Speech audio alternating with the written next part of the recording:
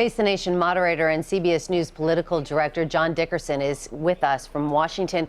John, Trump's call to temporarily ban all Muslims from entering the U.S. is extremely controversial. Is this a policy statement or a strategy aimed at something else? Well, it could be both. Certainly, ever since the attacks in San Bernardino, Donald Trump has talked about the need for profiling, the fact that people are too politically correct when they talk about Muslims, and that something needs to be done. So his thinking has obviously evolved. He also has a view of the electorate, and it's backed up when you talk to the voters who support him, that they want strength. And so in this case, this is also a kind of show of strength on his part, which is that he will do what he will go the farthest of all the candidates in trying to answer this terrorist threat. Could it also be just a basic reaction to some news that we're getting about Ted Cruz improving? At least there's one poll showing him really sort of pulling ahead in Iowa. It's just one poll, and it was taken before Trump's remarks. But we've seen him kind of ratchet things up whenever he feels the competition at his heels. Certainly, it could be. It could be. There was also a poll that came out just a couple of hours after that one that showed Trump up by his largest margin in Iowa. And Trump is also up nationally by his largest margin ever. So it could be maybe a response to a poll, but it could also be a natural Trump response, which is to any event, he is not going to be out muscled. And he, the minute this happened, said that he thought his poll numbers would go up because people look for strength. So he defines response to the terrorist attacks as being all about strength. Certainly there's a whole worldview that says that's exactly the wrong way to go. But when he defines it about strength and then does something that he thinks looks strong, that's kind of been his practice for the whole campaign. On the other side of that argument, we've seen some Republicans already fundraising off of these comments. Is this a moment where they're getting a real opportunity here?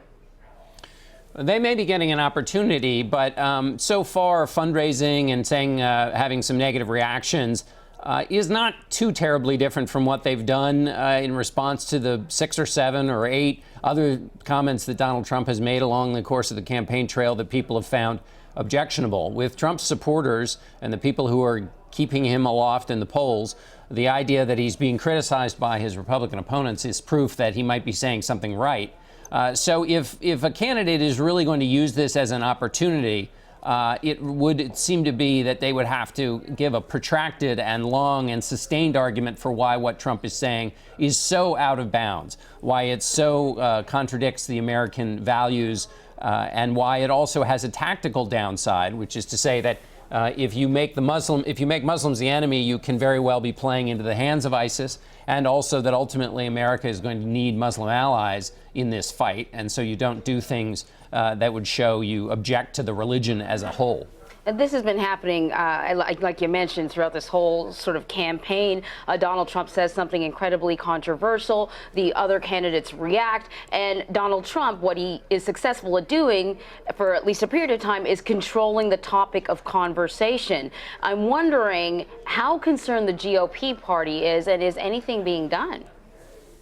Well, I think the Republican Party has been concerned. We saw some demonstration of that concern in a memo from the Republican Senatorial Committee last week that showed just how tense and the tension here, which is on the one hand, the memo said that Donald Trump has tapped into something important in America and has a base of support that's powerful and very sticky. It doesn't leave him. But they also said he is an unpredictable, misguided missile, I believe is the expression they used. And this is an example of that, which is that he will do things that Republicans then have to say, well, I agree or I don't agree. And so the party is in that fix. The thing is, the party can't do anything here. Condemnation may not do anything to Donald Trump, and they are worried that the supporters who support him, they need them in the general election. So while there's been some condemnation, there's a lot of fear also that the voters that support him would leave the party or leave the ultimate nominee. All right. Face the Nation moderator John Dickerson, thanks so much. Sure thing. Stick with CBSN. We will have much more coverage of Donald Trump's comments throughout the hour.